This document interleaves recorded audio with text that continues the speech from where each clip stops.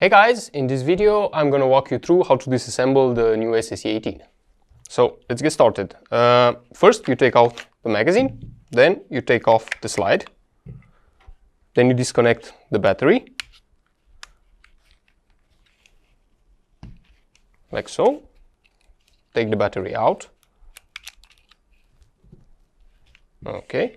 Then the next step is to take off this plastic cover, which is held in by 3 Phillips head screws. So just take your screwdriver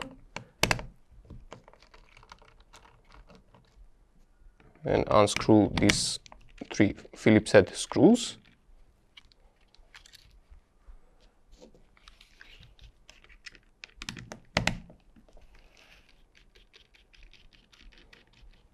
They are all the same size, so it's not a problem if you mix and match them.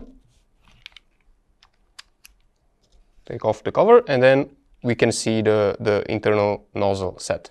Next, we need to take off the nozzle plunger and bracket set, which also it's held in by 2 Phillips head screws. This I would consider the most difficult one, but as you will see, it's not really that difficult. You need to be careful though, because this spring is under tension. So what we need to do is put a bit of pressure with our finger on top of the bracket so that it doesn't fly in our face. Then we take off the 2 Phillips head screws. This is one. Keep putting pressure with your finger on the bracket. Take out the second one. And then with your free hand, just grab it, pull up and then push out. Then as you can see, it will come out. Be mindful of this little spring that actually flew out. It is placed here. As you can see, there is a little nubbin over there and this spring sits like this. So be careful not to lose that one. Then take off the spring guide and spring. Then you can take off the nozzle. And then we can move forward. At this stage, we need to switch to something that we can push with and push out the pins that hold the gearbox and the barrel. First off, we will start with the trigger pin, which you can see. From either side you can push it, but on one side you will note that it has some knurlings that actually holds it together. Holds it a little bit better. So yeah, from this side, as you can see, it doesn't want to come out like it. I'm making an effort pushing, so that means I need to push from the other side, and here we go.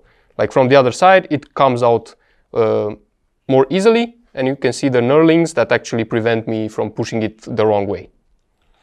Then for the body pins, usually you need to push from the right of the pistol to the left.